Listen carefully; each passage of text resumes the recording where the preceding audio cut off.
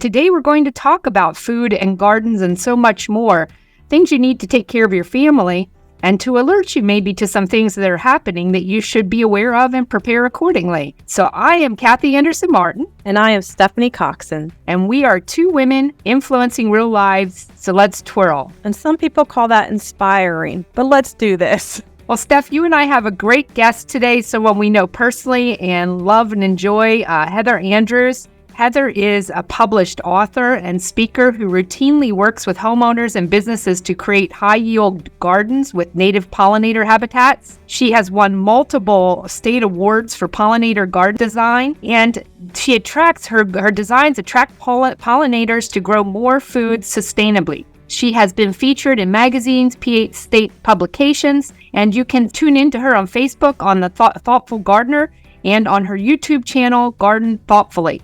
So we're very excited to talk to Heather today. I know I personally have gotten more into gardening and canning and so forth the past few years. What about you, Steph? Yeah, absolutely. I mean, I used to just kill plants, and now I give my husband suggestions so that I don't kill plants, and he's a better gardener, I feel like, because of my suggestions that I've gotten from Heather. And as a matter of fact, I would say she's even toured our garden and said, wow. So just want to throw that out there.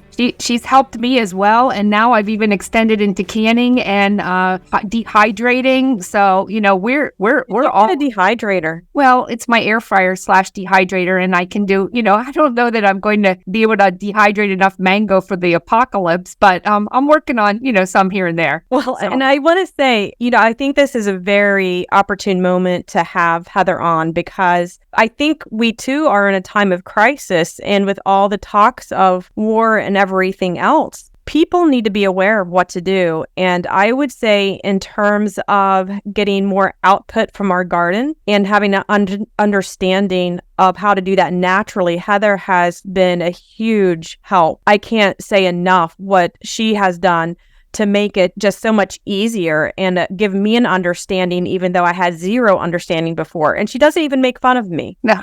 That's a bonus.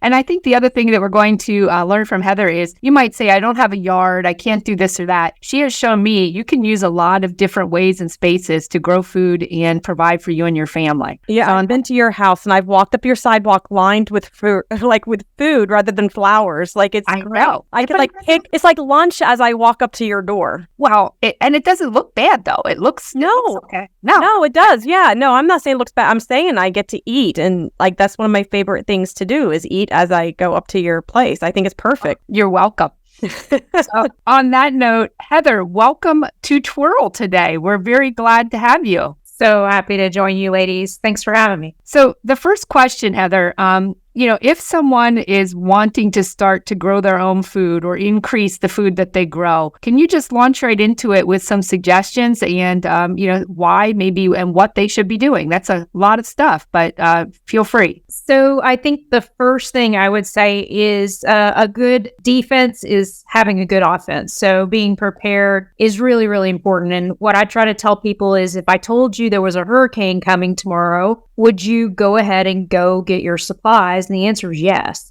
So we have seen several things since pandemic in the gardening industry that I think are extremely positive.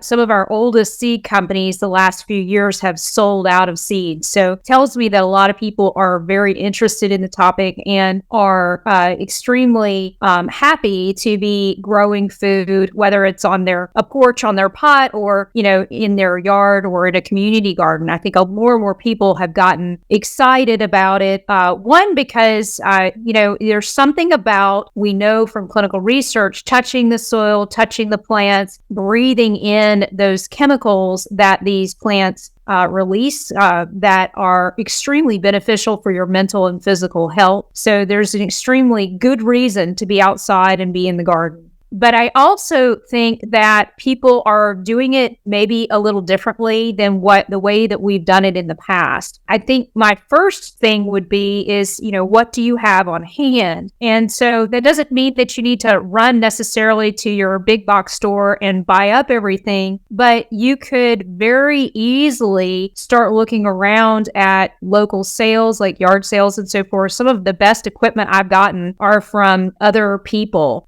because some of the more current, especially if you're buying really quality stuff, isn't necessarily made anymore. So it's really important, if you can, to invest in good supplies that are ergonomic, if you can, that are long lasting, if you can. But seeds are really important. I would say my biggest concern is, where are your seeds coming from? The reality is that this administration made a decision to release seeds into that had been previously banned with a chemical you cannot see that gets into the plant, gets into the seeds, gets into the soil, and unfortunately can be very, very dangerous for wildlife, called neonicotinoids. And so really challenging yourself to understand the supply of seeds is really, really important. Seeds, in my mind, is currency. And so I do a whole lot of seed saving personally every year from my own harvest. But I also am very, very conscientious about who I buy from. One of my favorite suppliers is Botanical Interests. And the reason that I recommend them is because they test every single lot, and they actually are looking for those impurities, those chemicals that you can't see, but they're making sure that their seeds are safe for you to consume. Heirloom seeds are a great thing. I'm a big fan of Baker Creek, which is heirloomseeds.com. They are a very old, reputable company. They carry some really unusual varieties. So if you're looking for things that are a little different to grow, I, like you, put a lot of vegetables in flower beds. It's always like, what can I get away with? Because I live in a homeowners association. And so, I've grown corn in my front yard, which my neighbors find hilarious, but it's just to prove that it can be done. And a lot of these vegetables have an ornamental quality to them. So I'm thinking about myself, I'm thinking about my family, my community, but I'm really thinking about pollinators. And that's really where I'm a different kind of gardener than most traditional gardeners. Is everything that I put in my garden is really thinking about the little things that run the world. So did you guys eat today? I did. Yes. So one out of every 3 bites of food you take is courtesy of a pollinator. So this is something I'm uber passionate about, is planting for pollinators. So tell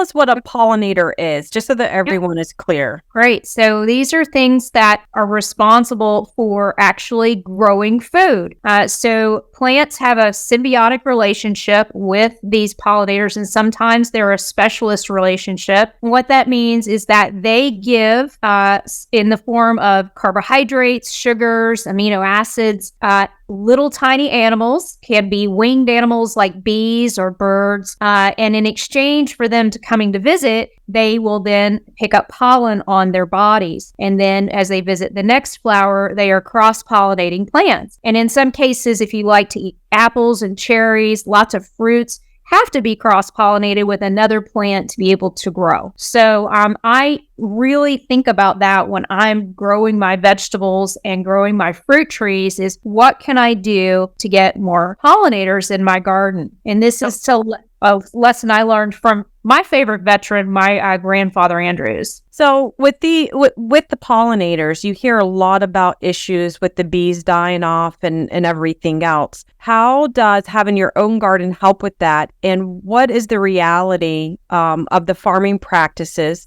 used today that is adding to that issue? So there's 2 things that you asked here. One is what are current farming practices and how can we go about this differently to grow more food? And so a lot of farmers and people like me are very into a practice called regenerative agriculture. And what that means is you're actually feeding the soil, because if you feed the soil, you have better food. And we talk about, food that is shelf stable. Well, a lot of the shelf stable foods have been bred for longevity and uniformity and not for mineral and food content. So what we're really talking about is growing more nutritious food so that it is better for you. And the way you do that is you take care of your soil. And that means totally changing how you think about the way you farm. So it's really about putting good inputs into the soil with natural types of crop. This type of year, we do a lot of what we call row cropping with cover crops. So I use a product called red clover. So what that does is it is actually a nitrogen fixer. I seed my gardens this time of year with that. It grows up in the spring. This beautiful crimson clover, red color is one of the first thing that blooms that feeds the bees. You just then knock it down after it's done blooming, chop and drop it, leave it right there, and then you put your vegetables in right behind it. And what it's done is put nitrogen into the soil, which is one of the minerals that's required for our food to grow.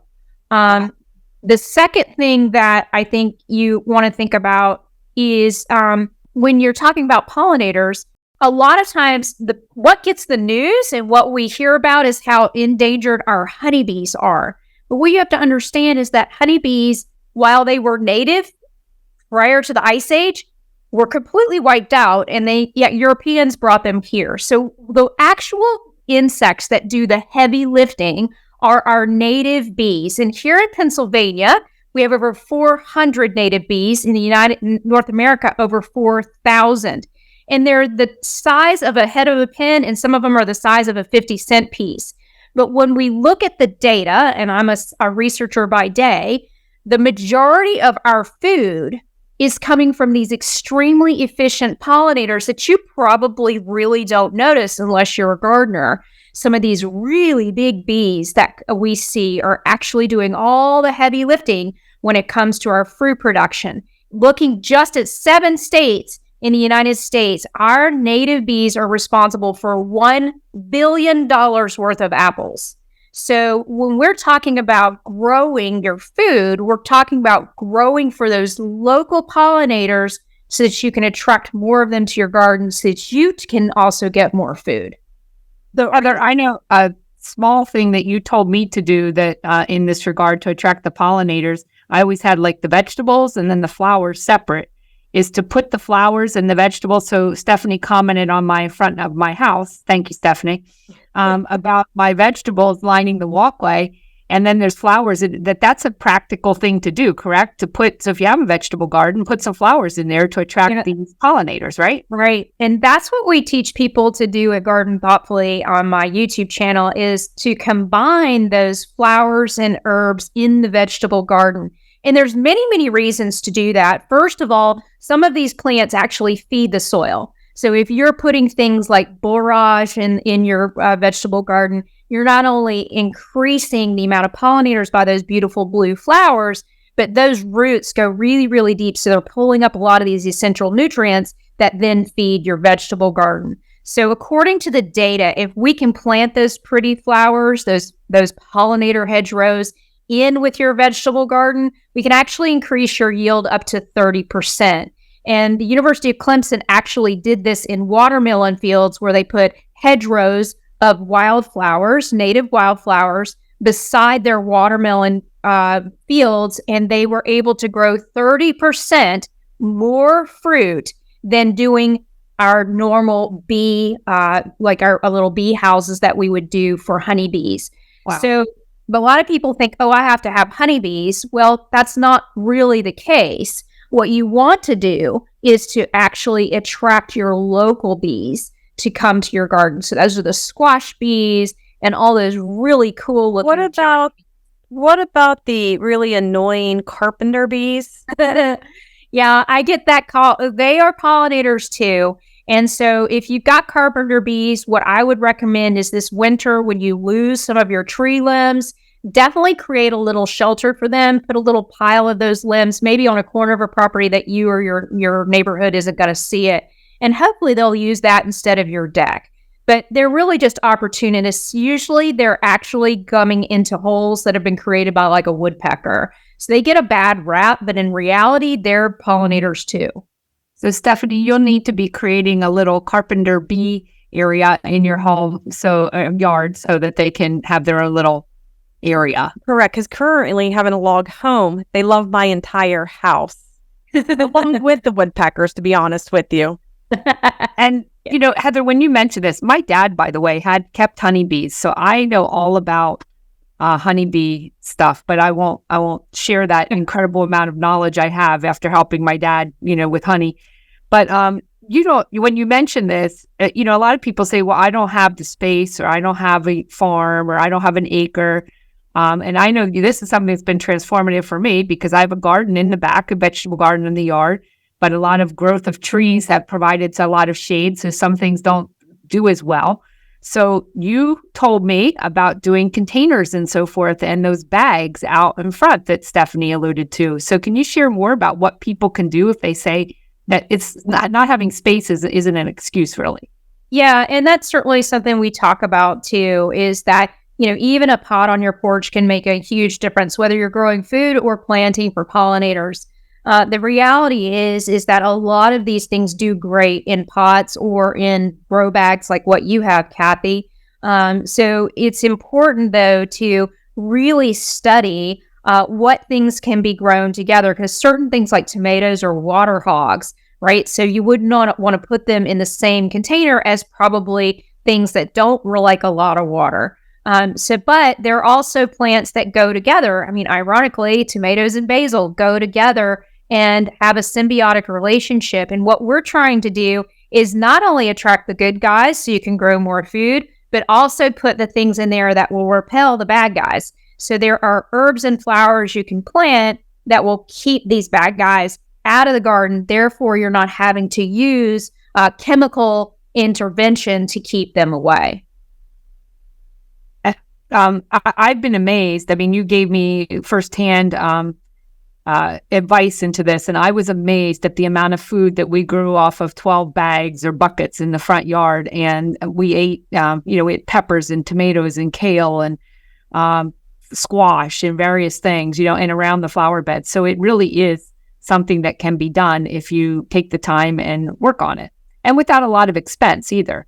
And I think there's a lot of reasons that we want to do this, and I think we're going to go to break here in a little bit, but just anything you can share, but to kind of tee that up, Heather, about, why we should be doing this and why we should be investing in our own food? I mean, I definitely think that you have a lot more control growing your own food as to what's going in your body. I was just observing in my own house, green tomatoes that I've picked and I'm keeping until they go to ripen. And then some produce that I bought at the store that ironically I've now had on my kitchen counter for well over a week and a half because the blueberries were not very sweet and I was going to take them back to the store and they haven't gone bad. So it tells me that has been sprayed, even though it says organic, with some kind of preservative. And there is a new preservative in the market called Appeal that I want you to do your research on, but it's a vegetable oil. And I am very concerned that it could have potential effects on your health. Yes, keeping your produce longer, but in reality, is that really what you should be eating? Because if it's been trucked across the planet or across the country, it's losing, from the minute you pick it, all those essential nutrients that potentially you might need. So I'm extremely, very much in favor of supporting local farmers and growing things yourself so that you're getting not only the nutrition as quickly and as healthily as you possibly could get it from the source, but in addition, you're eating your own pollen. And that's one of the things that, since I've moved here to Pennsylvania, that I'm really excited about. I came from a big city, Atlanta, 8 years ago, constantly had terrible sinus infections, but every day I eat local honey. I'm eating my own produce as well as the produce of farms around me. And then I just haven't been sick. And I think that's just a story that I can share with anybody, that if you could help, maybe pay a little more, but support your local farmers, I think your health will benefit from it. I certainly have. Stephanie, I think you probably agree with that as running a natural health practice, correct? Are you eating well and how that has benefits health-wise? I tell you what, it's one of the number one conversations we have, because really you are what you eat. And it's so true. So anything that you're putting in your body is really either helping or hurting you. There's no in between. And so I'm a huge fruit and vegetable person. I enjoy meat as well, but it definitely makes a difference, the quality of anything that you get. And so the first thing I like to do is look to make sure something doesn't have a label, because if it has a label, it's not really a food. And then second is, where is that coming from? Because eating stuff that's local is going to have a higher nutrient value. And personally, one of my favorite little hobbies that I do is I use a refractometer in order to measure the nutritional density. And so I can actually bring home different foods and test how nutritionally dense they are. And I can personally tell you that the grocery store items stink, that go talk to your local farmers, see who's been organically farming for how long. The longer they've been organically farming, the more nutrient dense it's going to be. And yes, you can measure that. There's the Bricks tool that is online. I use the Utah one that you can just kind of Google. But there's really something to be said for, what you're putting into your body. So 110% agree, Kathy, even though you never listen to me except for this very moment. Like, I'm shocked. I'm listening because I was just wondering where my refractometer is. Well, I'm just wondering when the last time you swung through McDonald's is. No, that is not fair. I've totally changed my eating habits over the past few years with some of the people sitting here. And I am the first one to say that when you eat different and have a focus and invest in your health, it pays incredible dividends in how you feel and in health of body, mind, and spirit. So there's a lot of crazy stuff that I see going on in the food supply and, shortages and so forth. A lot of the charitable food industry is really a government kind of program. And that's pause for concern. And I could go on and on and on about that. But are there some things that you're seeing? We've talked about on a micro level about your own garden and things you can do. But on a macro level, Heather, are there things that you're seeing that we should maybe be concerned about? Well, again, I think the research is certainly suggesting that using artificial chemicals on our gardens actually influences pollinator behavior. So I am very much interested in looking at ways to naturally fertilize my garden so that I don't influence in a negative way their behavior. So I'm learning about composting and how to use different plants as fertilizer. So last year when I chopped down all of my comfrey, I made a comfrey tea, and will be actually feeding all my fruit trees this fall with it as an experiment to try to see how they respond to that. And if they're healthier, I don't use any chemicals on my fruit trees. I would say the other thing I would be cautious of, I love no-dig gardening. Charles Dowding, who is an English gardener, does clinical trials in his own backyard. He is actually sells at their local farmers market. They're using the technique of no-dig, which means no tilling, adding 6 inches of compost to your garden every year, which is the garden technique that I do and I teach to other gardeners. And he shows that his yields are bigger, and as to Stephanie's point, are healthier. There's more vitamins and minerals in the food that they don't till because you're not destroying the soil structure. So I think that if you want to learn about no-till gardening, you can follow Charles on his YouTube channel. We also do talk about it on our channel because it's something that I use in my garden, in my clients' gardens. We really try to disrupt the soil minimally when we're doing new garden installs to try to prevent that weed bed from coming up. And I've had lots of success with that technique. But one thing you want to be cautious of if you're putting like some type of animal manure on your gardens is where did it come from and what did that animal eat? I would say probably one of the biggest disappointments I hear people say is that they weren't aware that their cows or wherever horses were eating grass that had chemicals on it, and then they put that on their vegetable garden. It kills their garden. So I would encourage you to test it prior to putting it in your garden, and then you've got a new problem to deal with. It's interesting you say that. I didn't even think about that, and I tend to think through these things pretty well. So that's really surprising to me. That makes that big of a difference. I know personally, because a lot of cows are fed corn, I'm skeptical of eating meat from corn-fed animals. So that makes a lot of sense to me. I just never thought of it in terms of gardening. So that's a big, kind of thought bubble for people to understand. That's really interesting. Didn't I think one of you told me at some point, I mean, we used to, fertilize the grass and the lawn and all that, that if you put chemicals on your lawn, it takes 8 years or something like that, 6 to 8 years for those chemicals to fully go away. Yeah. So the most common herbicide used by homeowners is Roundup, and the half-life of Roundup is 8 years. So I think that, what I would encourage people to do, I'm not asking you to rip out your lawn. I live in a homeowners association. That's not possible.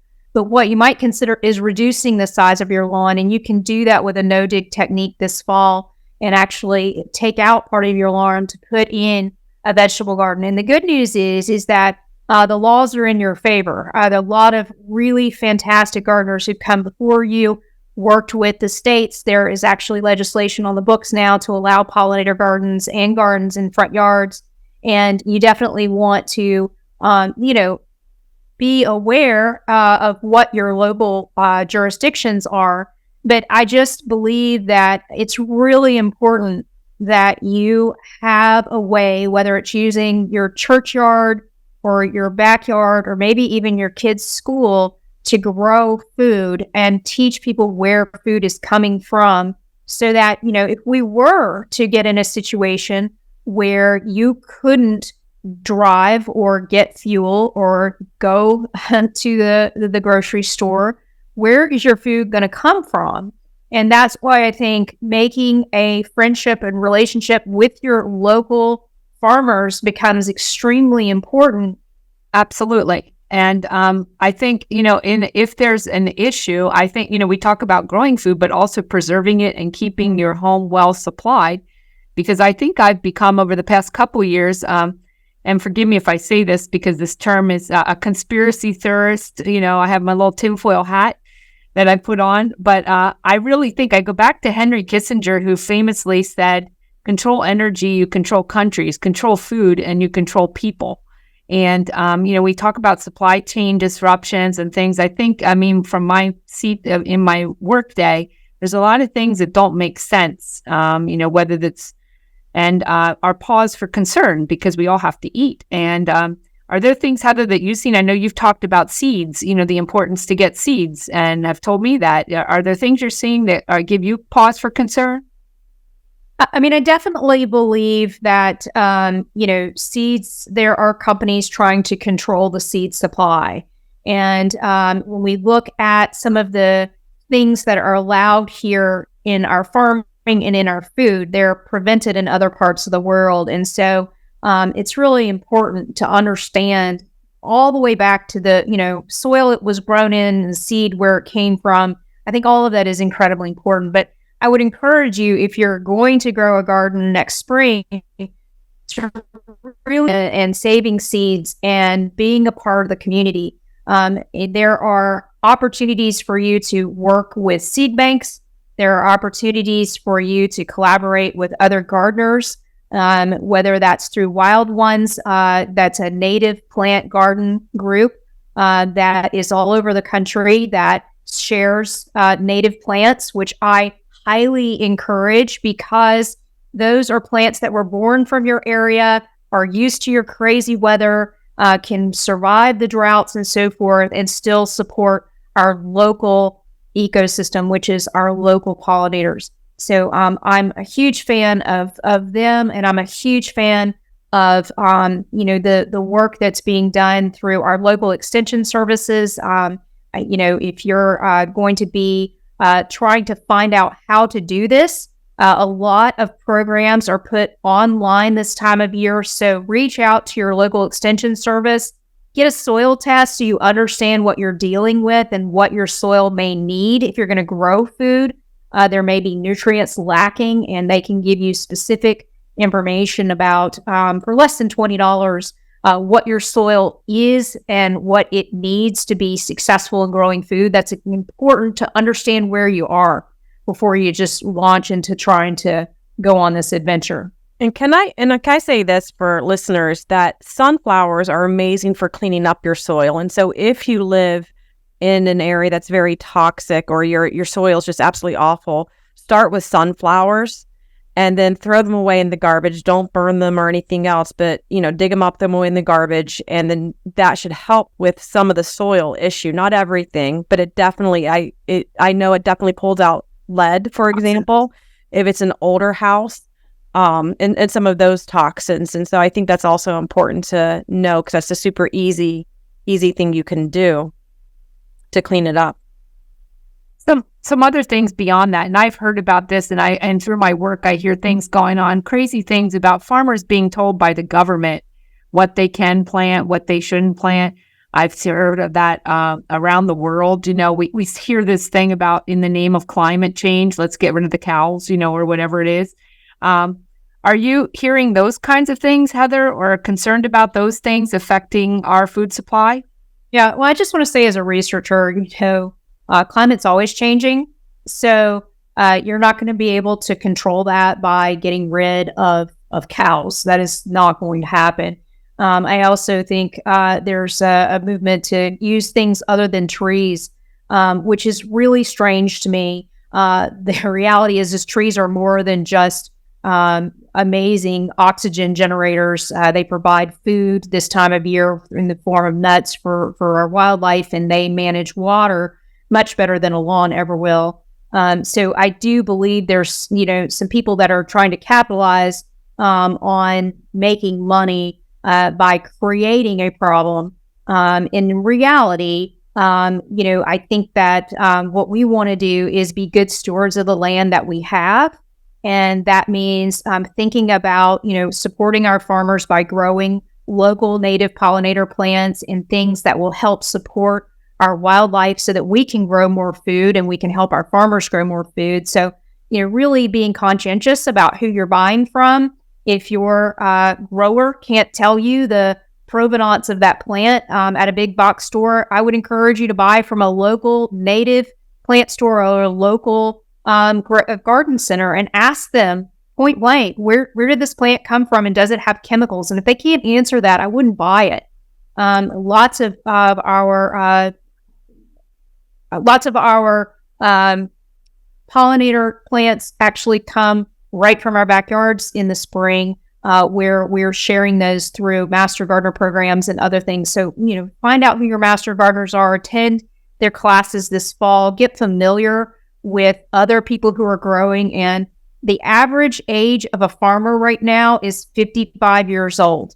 And so we're in serious, I would say, jeopardy of losing our farmland because the next generation has not invested in it. So I'm actively looking for farmland right now. And my goal would be that, would actually have people like you that would be able to come there and be able to learn how to do this and learn, how to grow their own food and actually use the land to grow food. I think you might want to band up with some of your friends and try to preserve this farmland because we have people that are buying a significant amount of it right now and trying to... You mean people who are not working in our favor, Heather?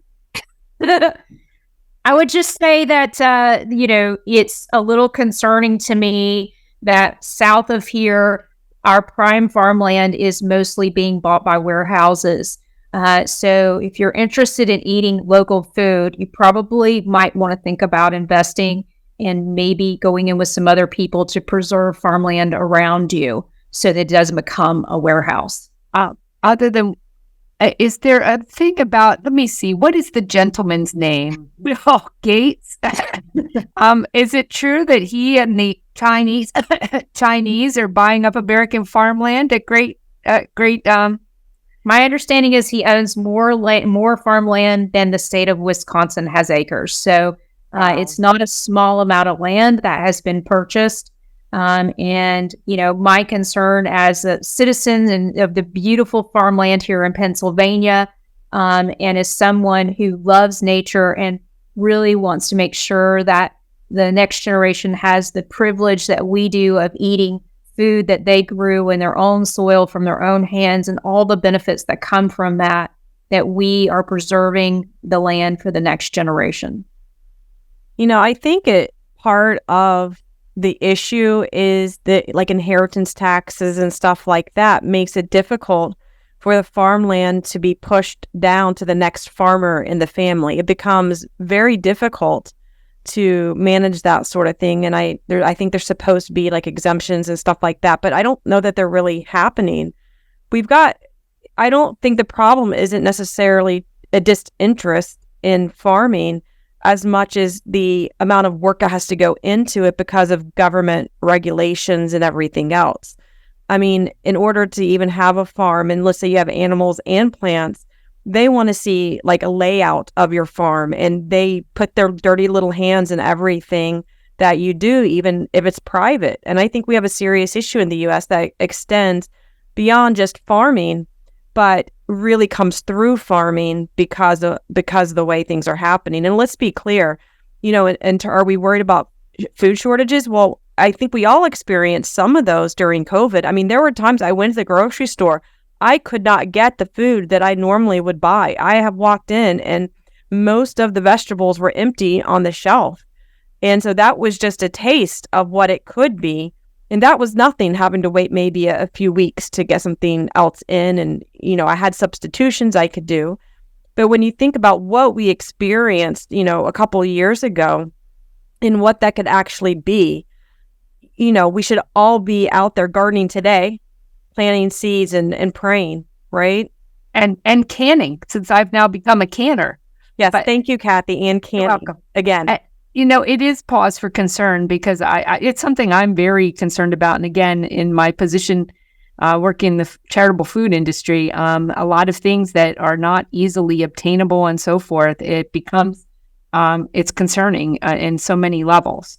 Kathy, you keep talking about the food shortage. Like, tell me, what are you seeing? Well, it's funny you were saying that, Stephanie, when you were talking about the farmers and the cumbersome governmental regulations. I visit different, because we rescue a lot of the food. I mean, while we talk about this, the United States wastes 40% of our food supply.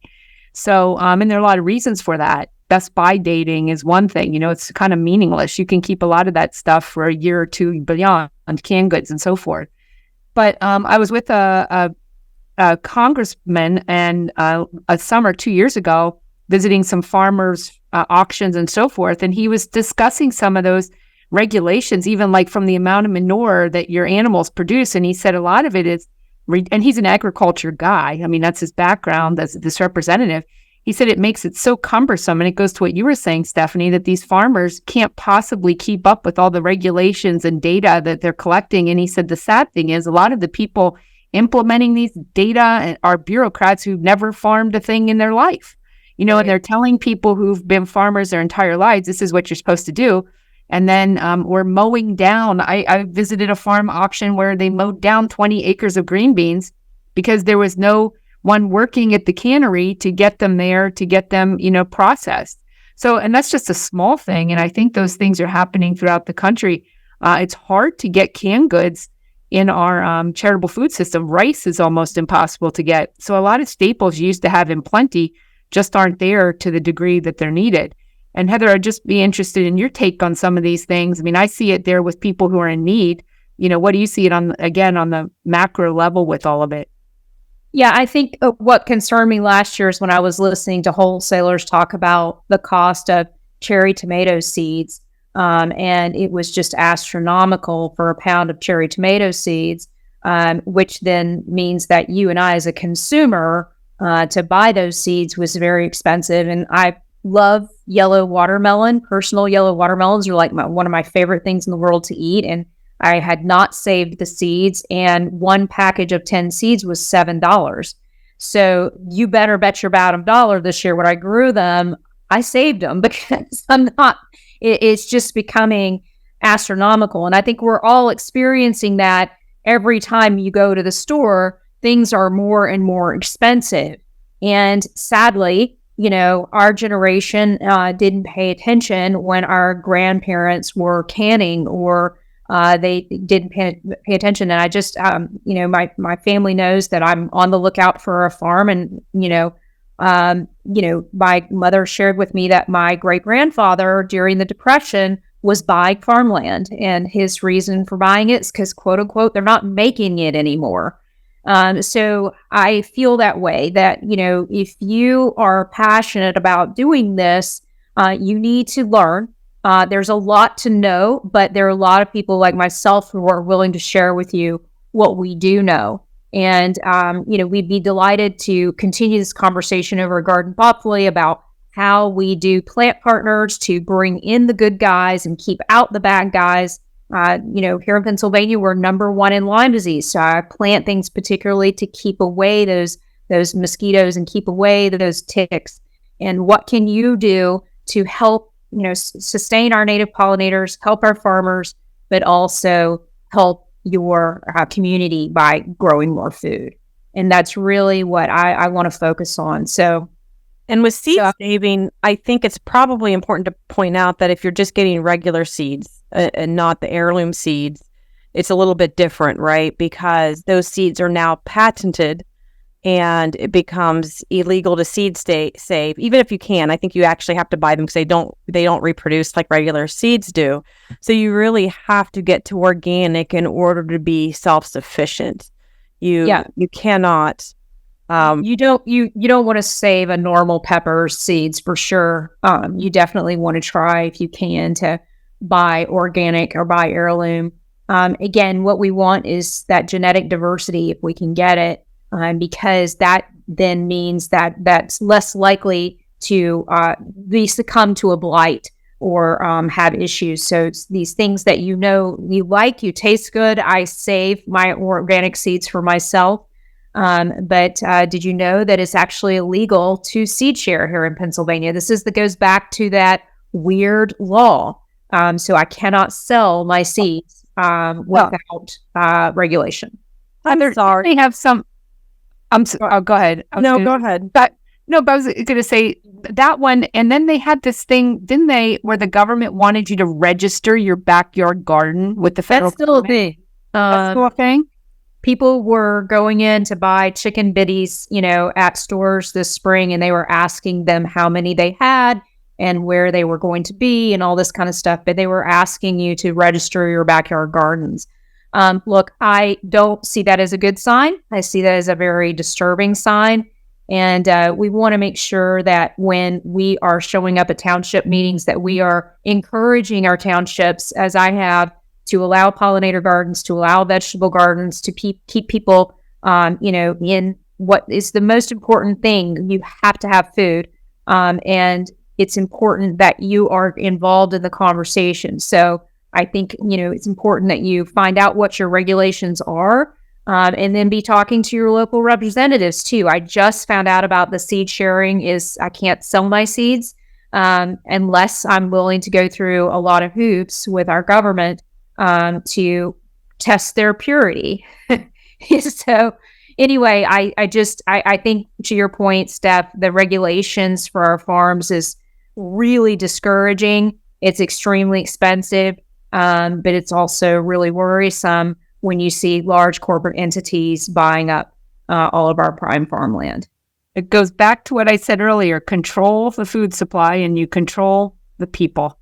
And it is, Heather, I have to say, before I met you, I never had it's really not that hard to preserve seeds. I thought that was like a big thing, but, laid them out on my paper towels and dried them and then put them in my little plastic bag with, my peppers and my tomatoes and things and my spaghetti squash. I have to say also, it is incredibly satisfying to take the little seed that you dried from last year and then start it in a little pot and then plant it outside, eat the tomato, can the tomato, and you're like, I am king of the world. It's seriously satisfying to do that.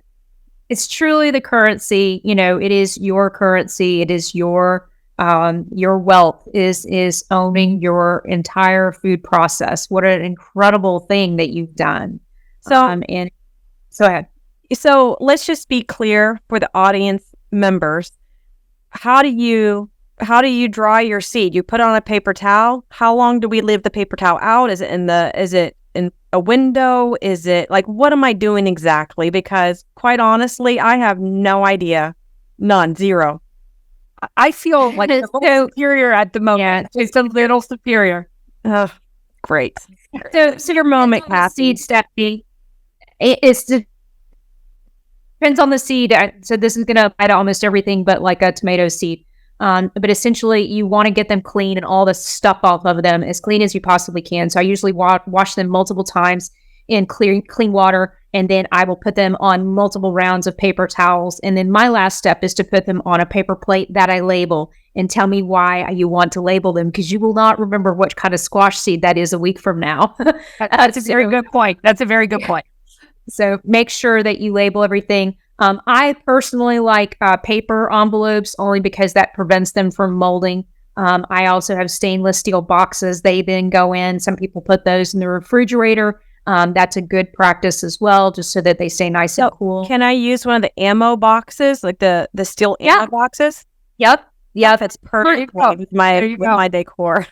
Yeah. Well, my thought was, Steph, if we ever had a situation like, California's had these wildfires, like what are the things, if you were in a situation that you had to leave your house really quickly, what is something you'd want to take? And my seeds would be one of the first things that would go in my car. So it makes that's what I love about you. And I just want to tell everyone, you don't know this, Heather, but I was on a hike with you and she was picking seeds.